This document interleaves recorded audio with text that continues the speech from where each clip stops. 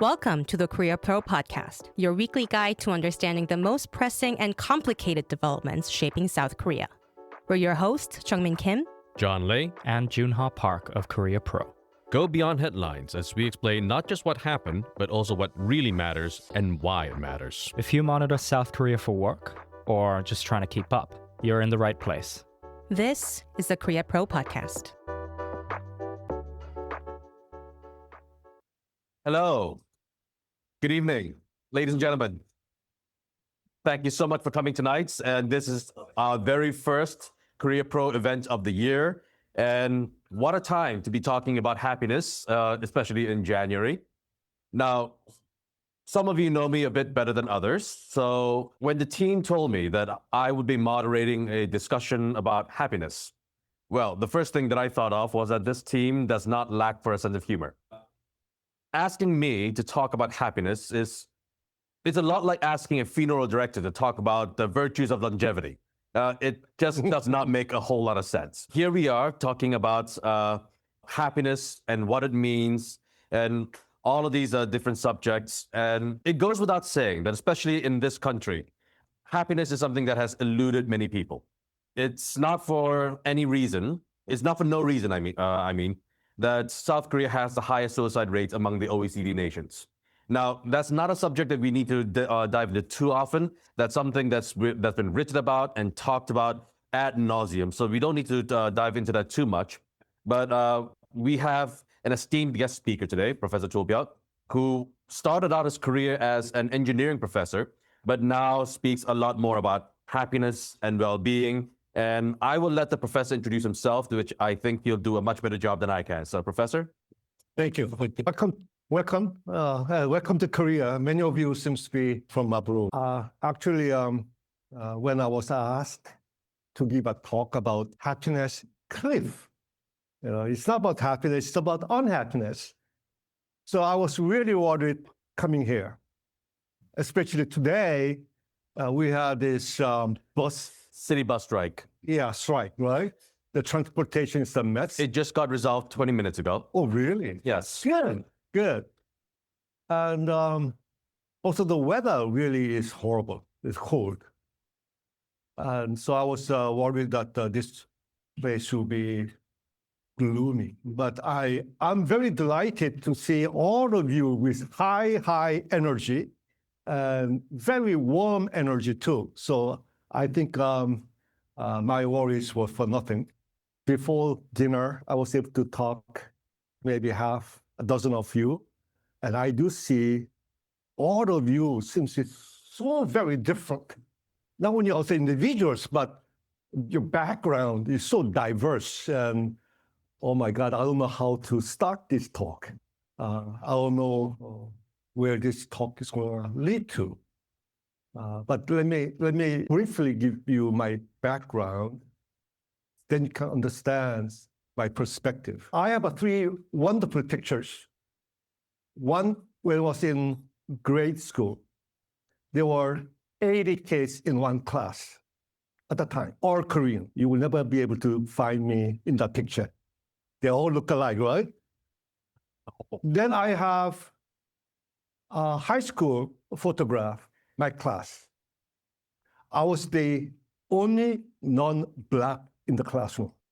Then I have a photograph of the times when I was in the United States as a professor in mechanical engineering, a group of about 100 people. It's a local Rotary Club picture. I was the only non-white in the picture. So I have, in my life, lived in places, many different places, many different culture and ethnic groups. So I tend to have a somewhat different view than most Korean or most Americans. Certainly today, when we talk about both happiness and unhappiness, you all have your own pet theories and your views and perspectives. So I hope that rather than a monologue, we will have an interactive talk today. Okay? I look forward to this evening. All right. So, Professor, I think a good place to start would be actually the conversation that we briefly had online when we first actually spoke. Now, during that conversation, what you were saying is that one of the reasons why happiness is so elusive to so many people, especially young people in this country, is that you said that people lack purpose.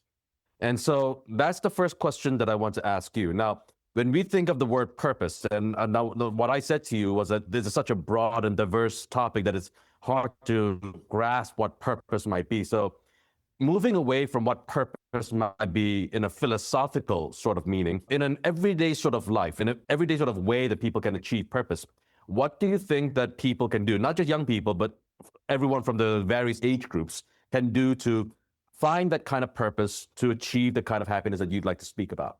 Wow. The first question, that's like, is this place? Wow, wow, wow, wow. It's a big question. It is a big question. Which question? If you look at again, going to suicide, Korea has the highest suicide rate. In the OECD. OECD, but then average for OECD is actually higher than average worldwide. As the economy becomes better, your life economically becomes better, then somehow suicide rate also goes up. And also the birth rate also goes down with it. So it kind of go together, one increase, one decrease. And it is actually related, not only reason, but related to sense of purpose. When you are poor, you have clear goal in your life, how to eat food, how to make a living for the family, how to climb up the social ladder, for example. So you have a very clear, concrete, and real goals. But when you are affluent, when your basic needs are met, then there is no purpose that's given to you. You have to search for it. You have to individually define and identify why you are living. That's not an easy job. That's why the economy is better, or other very important indicators go the other way. Obviously, when there's a financial crisis momentarily, like in Korea, 1997, the IMF, International Monetary, when Korea defaulted, and in 2003, when we had this credit card crisis, then in 2008 and 9, when this Lehman Brothers, the global financial crisis, suicide rate in Korea shot up. But it always came down very quickly. But then throughout for last 60 years, that GDP always grew on the average, and the suicide rate and birth rate both went the other way, right?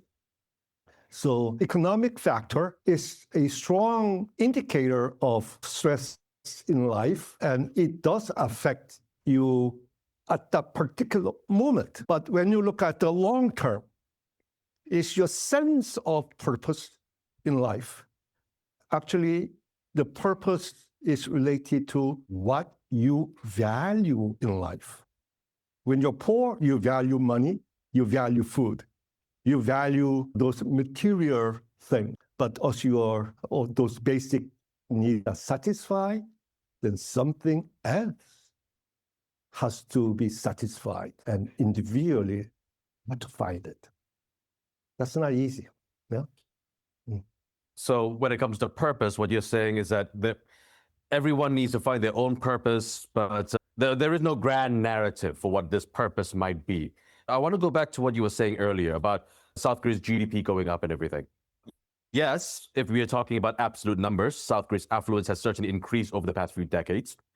But the thing about economic wealth is that no one thinks about it in absolute terms. Yes, life in Korea today is much better than it was 50 years ago, but when we think about economics and our own finances, it's always relative. How much did I have last year compared to today? Now, we've heard all these stories about young people giving up these several things, so giving up on marriage, giving up on homes, apartments. Now, you've talked about purpose, but whenever I think of the term happiness, as amorphous as that term may be, yes, purpose is important, but we also need the independence to pursue that purpose. But when people do not have that kind of independence, isn't it a bit lofty to be looking at purpose and telling people that that's the value that they should be seeking, when for a lot of young people, they would argue that they do not have the kind of freedom to pursue what they really even want. If you look at the Korean statistics, we mentioned about two statistics: suicide and infertility, fertility rate. Those are only one or two of several indicators of the challenges that people face. There are other indicators: crime rate, people who are withdrawn from the society, who stay indoor 24/7. Then there are people who are drug addicts. They are dysfunctional in the society. There is a study which says that if you look at all these dysfunctional so-called behaviors throughout the OECD countries, the average is that anywhere from 10 to 15% of the population are like that. The way they face those stressful situations. We talk about values and purpose in life. We have to look at the young people especially, the kind of world that we are inheriting them. It's not an easy life, very difficult, challenging life, not economically, but that's how society is. A lot of stress, a lot of pressure, and how we deal with it determines how happy we can be. And in that sense, I think the sense of purpose is very important. Wherever you go, the amount of stress and difficulty are pretty much same. The difference is the nature of the difficulties, but the sheer amount, the size of difficulty and stress are pretty much equal all over the world. Korea chooses extreme way of dealing with it because the extreme is the suicide, and low birth rate is really feeling hopeless for the future. That's the reason for low fertility. When you have no hope for the future, then you stop reproducing.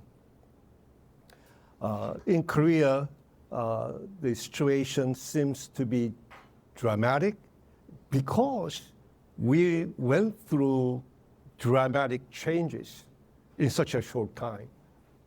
In Europe and United States, it's prolonged, and it's been the similar changes took place over a much longer period of time. So Korea has an acute stress problem. United States, England, and other advanced countries deals with chronic stress, which lasted for a long time. So we react dramatically. But in UK and United States, for example, they deal with being hopeless for a long time. They numb it with drugs. So Korea will soon follow UK and United States. You have to look at the trend. All right, so it's not particular to Korea. It's not particular to any one particular country. It's an international problem. The way we deal with it seems to be different. Okay, in Far East, it's more of an internal dealing. In Latin America, it's more external. In Europe and United States, it's more, comparatively, more numbing. So that's different path to dealing with stress. Professor, I'm really glad that you actually brought up drug use. Now, whenever governments talk about drugs and classify the drugs depending on the severity of it, people normally think about fentanyl, cocaine, methamphetamines, these kinds of drugs. But I would argue that drug use in Korea is also very high if we consider that those are not the only kinds of drugs that are available. The most addictive kind of drug that's available to everyone is attention. And when I say attention, what I'm specifically talking about is social media. People get the same kind of dopamine hits from social media, and each of us here in this room have our own cell phones, and we stare at it for hours in a day. But I'm going to talk about my mother, for example. When my mother was a younger woman, when she was a girl, in fact, she said that she used to hitchhike to go to school when she was in middle school and high school. That's the sort of thing that you can only do in a high trust society. But although it's still the same society, we've not maintained that high trust society. And my working theory is that cell phones and social media has had a lot of impact on that level of trust. And so, although it's not the same kind of devastating drug use that we've seen in other countries, can't it be argued that we also already have a serious drug issue in this country, and we've already seen those kinds of debilitating impacts on the society? Look, if we confine to drug, the problem is emerging in Korea, and it's becoming big. But compared to the United States and UK, it's still at the beginning stage. Now, you brought another addictive behavior, which is the social media and the smartphone kind of things. Yeah, we can add a new category to that, but a drug traditionally is the way you numb yourself, and I think the smartphone is getting there. Not as serious as a drug yet, but Korea is becoming that very quick. But we still have some time to intervene before it becomes truly a national tragedy. In the United States, the numbers are staggering. It's the 10% of the population, not the drug users, drug addicts to the point that they are totally dysfunctional in the society. 10%. Korea is not there yet. But Korea is dealing with a similar issue of 운둔형 외톨이. That's hikikomori in Japanese. Hikikomori, right. It's becoming a huge issue in Korea. 5% of young people are in that mood right now. So either you are drugged or hikikomori is, again, two different phenomena. But if you all add up all these problems, different countries have similar numbers, anywhere from 10 to 15% of the population. And it's not about economics, right? Because the richer countries have that problem more than poorer countries. How can you explain that? You see, except that when you are poor, or when you have a clear idea as to why you are living, then you can overcome the difficulties. But if you don't have the direction in life, then it's very difficult. You are lost. Now, happiness, there is something that we have to clear about happiness. Many people confuse between feeling happy and being happy. Ooh. When you feel happy, you can feel happy because you are drugged, or you are drinking, or you are having a good food. Right? I feel you are having a happy time here. There are many elements here that will make us happy. I said feeling happy, because when you are full, you are no longer, the food will not make you happy. If you go outside, you suddenly face coldness, you will feel withdrawal. Being happy is very different thing. Feeling happy is something that you depend on something to feel External happy. stimuli. External stimuli and external conditions, external something. You are dependent. Being happy is, in spite of difficulties and all the harshness, stressful situation, in spite of that, it's not about being joyful or giggly, it's not about that. When you are being happy, and you can be in that state of mind, even if there are a lot of situations which is not conducive for so-called the feeling of the pleasure, you can be happy if you know techniques of being happy. Actually, in my institution, we teach people to be happy in spite of under stressful situation. Time to take notes. Okay? We teach people three things. The resilience. The resilience have many parts to it. You have to have a good, healthy body. That's basic. If you are sick, I don't care whether you have a purpose in life, you feel miserable. So you have to be healthy. We train people to walk. We train people to eat healthy food. We train people to breathe.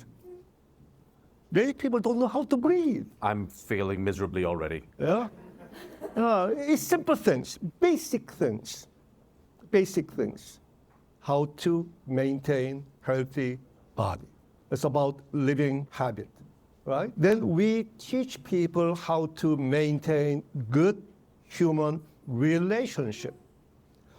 There's all studies everywhere which says that the only correlation to happiness is having good human relationship. So we teach people how to maintain a good human relationship. It's not mumbo jumbo. There's tons of scientific research conducted on what makes human relationship good and how to sustain the good relationship. Starting a good relationship is easy. How to sustain it is a challenge. And there is a set of techniques that you can use. Massive amount of research is being done on that topic. But those two topics are not good enough.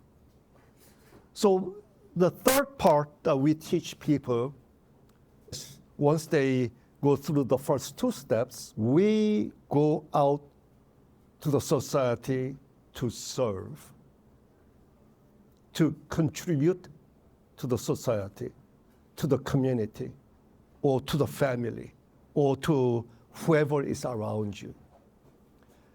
Contribution is an ability to make yourself meaningful. Making a contribution is making yourself being useful. Being useful is being meaningful. So you don't have to search for the meaning. You have to act meaningful way, that is to serve. Many people think that when you contribute to something, you are sacrificing. That's a very short-sighted.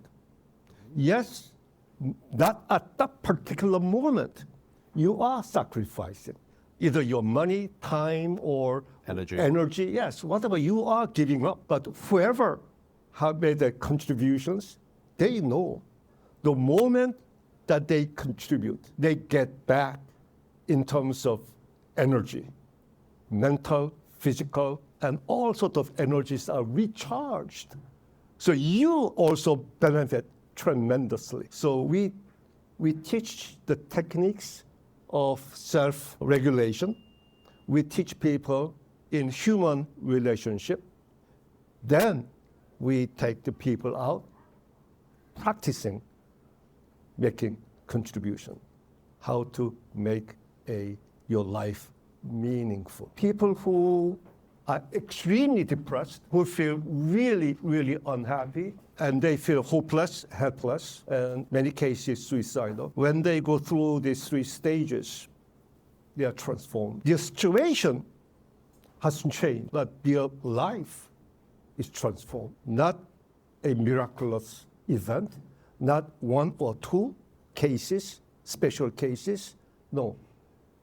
Very common happening. So being happy, to me, is a concrete, specific techniques of living life.